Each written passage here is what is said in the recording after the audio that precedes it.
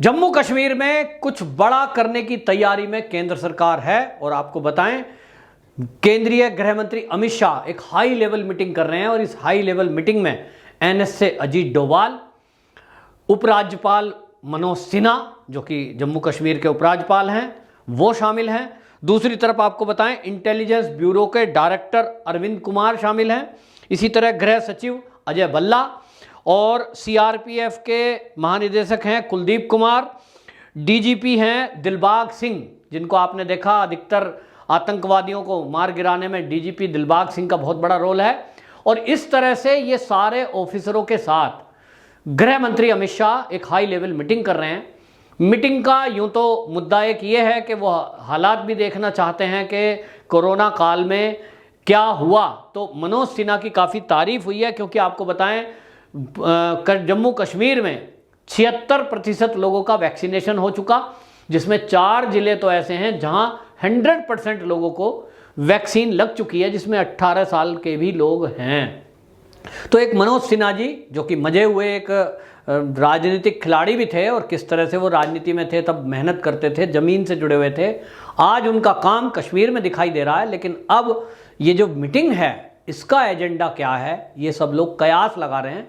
लेकिन हमारे जो सूत्र बता रहे हैं कि जो केंद्र सरकार है इन्होंने जम्मू और कश्मीर में जिस तरह से एक होता है कि भाई परिसीमन दोबारा कराना है, तो परिसीमन इसलिए जरूरी है क्योंकि पहले 70 साल तक कांग्रेस ने इस परिसीमन पर ध्यान नहीं दिया और जो जम्मू कश्मीर की भौगोलिक स्थिति है उसको इस तरह से डिवाइड किया गया सीटों के अंदर कि ज़्यादा से ज़्यादा मुस्लिम लोग ही उसमें विधायक जीत कर आए, सांसद भी वही ज़्यादा जीत कर आए, जिसके कारण क्या हुआ कि कभी भी वहाँ की जो हिंदू आबादी है वो बहुत कम प्रतिशत में है, लेकिन उन हिंदुओं की भी कोई ध्यान देने वाली, कोई आवाज़ उठाने वाला इसमें नहीं था।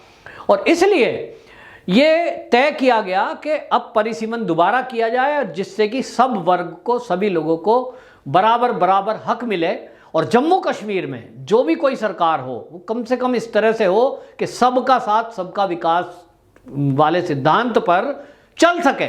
और इसके लिए परिसीमन और परिसीमन के बाद चुनाव, और चुनाव जो होगा इस बार का वो बड़ा रोचक होने वाला है क्योंकि अब आप देखेंगे देश की आज़ादी के बाद ये 70 साल बाद पहली बार ऐसा हो रहा है कि जब ये धारा 370 हटी उसके बाद से केंद्र सरकार के द्वारा ये उपराज्यपाल के जरिए ये विकास जो वहां किए जा रहे हैं, वहां की जनता से आप पूछिए, मीडिया इसको नहीं दिखाएगा। ये जो मेन स्ट्रीम मीडिया है ना, बड़े बड़े चैनल, ये नहीं दिखाते कि जम्मू कश्मीर में किस तरह से अब शांति बहाल हुई है, किस तरह से वहां पर्यटक अब बढ़ने वाले हैं, किस तरह से वहां की जनता खुश है। जनता खुश है साहब, वहां के बच्चे जिनको अब आगे रोजगार के लिए बहुत बढ़िया अवसर मिलने वाले हैं, और जो सड़कें कहां जहां नहीं थी पहाड़ों में वहां सड़कें बनी हैं, जहां आप देखिए मालवाहक जो ट्रक जाते थे उन ट्रकों को 200-250 किलोमीटर का फेरा जहां काटना पड़ता था, आज वो 10 किलोमीटर के अटल टनल के जरिए जम्मू और कश्मीर से बाकी भाग से जुड़े हैं। वहीं ट्रेन भी अब चलाई गई है। मतलब एक तरह से कहें तो विकास की बयार केंद्र सरकार ने जम्मू कश्मीर में बहाई है और भ्रष्टाचारियों पर नकेल कसी गई है। आम किसान, गरीब लोगों की जो जमीन ये रोशनी एक्ट में गुपकार गैंग ने कब्जाई थी, ये गुपकार गैंग में जितने सारे लीडर हैं सब मिले हुए हैं, इन सब ने जो कब्जाई थी उनसे वो जमीन छुड़वाई जा रही है, उसके खिलाफ केस चल रहा है, जांच चल रही है। अब लोग कह रहे हैं कि जब देखिए हमने तो 70 साल जिन पर भरोसा किया, चाहे वो फारूक अब्दुल्ला था, चाहे वो महबूबा मुफ्ती है, इन पे हमने भरोसा किया, कांग्रेस पे भरोसा किया, और इन्होंने क्या किया, इन्होंने हमारे साथ विश्वासघात किया। हमें समझाया कि तुम बाकी भारत से अलग हो और तुम्हें हम आजाद कर देंगे, तुम्हारा अलग देश बना देंगे, तुम अपने में अलग चलो और बाकी भारत से लड़ो। तो उसके लिए बंदूक उठाओ, पत्थर उठाओ, इनके खिलाफ लड़ो। हमें सेना के खिलाफ भड़काया और लड़ाया, झूठी झूठी कहानियां गढ़ी गई, हम बलात्कारों की फर्जी बातें बताई गई, मानवाधिकार आयोग के नाम पर सेना वाला मरे तो मरे, लेकिन आतंकवादी मरे तो मानवाधिकार के लिए लोग खड़े हो गए और उनका केस लड़ने को सुप्रीम कोर्ट तक गए, मिलिट्री वालों को सजाएं तक करा दी उन्होंने, जो अपनी जान हथेली पर रखकर देश की रक्षा करते हैं। ये सब चला पिछले 70 साल। लेकिन अब ये नहीं चल रहा है, और अब जो चल रहा है वो केवल और केवल आतंकवादी मारे जा रहे हैं। अब कोई आतंकवादी बचेगा नहीं। वहीं एक भी आम आदमी वो उस घटना में नहीं मारा जाता है। और आपको बताएं, कई घटना ऐसी हुई हैं इस समय कि आतंकवादियों को घेर लिया गया, सुरक्षा बलों ने पूरा घेरा बना रखा है, लाउड स्पीकर से आवाज लगाई कि आप जिस मस्जिद में छुपे हुए हैं वो मस्जिद का सहारा ना लें, हम मस्जिद को गिराना नहीं चाहते क्योंकि वो धार्मिक स्थल है, पवित्र स्थान को खाली करिए, उसको अपवित्र ना करिए। ऐसा धैर्य देखिए केंद्रीय सुरक्षा बलों ने मोदी जी के कहने पर उठाया है कि वो मस्जिदों की रक्षा की गई, चाहे उनको 4 दिन तक आसपास घेरा डालकर पहरा देना पड़ा हो। आतंकवादी बाहर निकला तभी उसको मारा।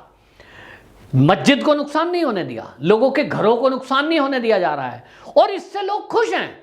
पहले जो है ये आतंकवादी घुसते थे बॉर्डर पार से, पाकिस्तान से आए और आम घरों में छुप गए, और आम घरों में छुपकर उन्हीं लोगों को शोषण किया, उन्हीं की बहू बेटियों पर गलत नजर रखी, उनको डराया धमकाया बंदूक के बेस पर, और उनको डरा देते थे अगर तुमने पुलिस को खबर करी तो गोली मार देंगे। तो छुपे रहते थे और इसका फायदा उठाकर सुरक्षा बलों पे हमला करके घरों में छुप जाया करते थे। लेकिन आज आपको बताएं, जम्मू और कश्मीर के लोग ही खुद इन आतंकवादियों की खबर पुलिस और मिलिट्री को देते हैं, जिसके कारण बिल्कुल जीरो टॉलरेंस हो गया है जम्मू और कश्मीर में। इस समय मिलिट्री के लोगों ने, केंद्रीय सुरक्षा बलों ने, सीआरपीएफ ने जितने भी आतंकवादी मारे हैं इस पिछले 1 साल में, वो एक रिकॉर्ड है अपने आप में। पूरे 70 साल में इतने आतंकवादी नहीं मारे गए जितने मोदी जी के शासन काल में मारे गए हैं। इससे एक तरफ आतंकवादियों में दहशत है, जो पाकिस्तान में जो आतंकवादियों के रहनुमा बैठे हैं उनमें दहशत है, और अब पाकिस्तान की सरकार में भी ये समझ में आ गया है कौन मरने के लिए जाना चाहता है, जाएगा, जाते ही ठोक दिया जाएगा। मोदी जी के स्पष्ट आदेश, यानी गृह मंत्रालय के सीधे आदेश, किसी भी आतंकवादी से कुछ नहीं करना, पूछताछ, सीधा गोली मार दो। तो आपको बताएं, ये सीधे आदेश मोदी जी के शासन के बाद आए हैं, जिसके बाद कश्मीर में लोग सुखी खुश हैं, शांति से हैं। उनको क्या चाहिए? रोजगार चाहिए, रोजगार मोदी सरकार दे रही है, उनको स्वास्थ्य की सुविधा दे रही है, बच्चों को पढ़ने के लिए दे रही है। और आप देखिए कि ये सारी सुविधाओं के बीच जो पूरा सूचना तंत्र और सड़कें और सारा कुछ जो विकास हो रहा है, आम जनता कह रही हमने तो ऐसा सोचा ही नहीं था, हमें तो मोदी और बीजेपी के नाम से हमेशा डराया गया कि अगर बीजेपी सरकार आ गई तो सारे मुसलमानों का धर्म परिवर्तन करा देगी।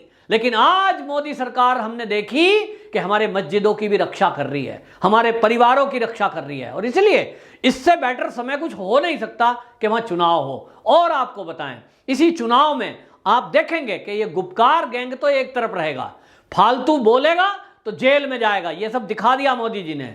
और आपको नए नेता, कांग्रेस के कुछ नेता, हमारे पास खबर है, गुलाम नबी आजाद जैसे लोग बीजेपी में ज्वाइन करेंगे, बीजेपी का चेहरा होंगे। और हो सकता है, मैं डायरेक्ट नहीं कह रहा हूं क्योंकि बीजेपी अंतिम समय तक, उनकी जो संसदीय दल है वो फैसला लेती है, और गुलाम नबी आजाद भी अंतिम समय तक क्या हो जाए। लेकिन अभी तक जो अपुष्ट खबरें हैं वो ये कि भारतीय जनता पार्टी की तरफ से गुलाम नबी आजाद अगर बीजेपी में आते हैं तो वो मुख्यमंत्री का चेहरा हो सकते हैं, और चेहरा नहीं, मुख्यमंत्री बना दिए जाएंगे। क्योंकि जिस तरह से आसाम में किया गया है, ये खाली एक प्रयोग नहीं है, ये दिखाया है बीजेपी ने कि हमें राष्ट्रभक्त लोगों की जरूरत है। पार्टी कोई भी हो, बीजेपी में आइए, अपनी विचारधारा देशभक्ति की करिए, हमें कोई परहेज नहीं है।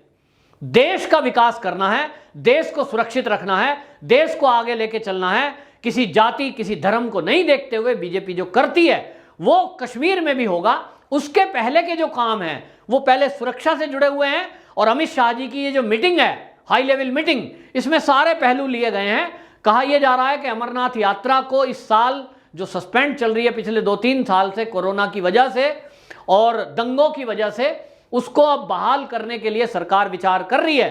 तो हर पहलू पर बात हो रही है कि जो अगर अमरनाथ यात्रा शुरू करेंगे तो इसको क्या क्या करना पड़ेगा, दूसरी तरफ परिसीमन करना पड़ेगा। तो जो कांग्रेस है और जो गुपकार गैंग है, जो अलगाववादी लोग हैं, वो जरूर बवाल कराने की कोशिश करेंगे।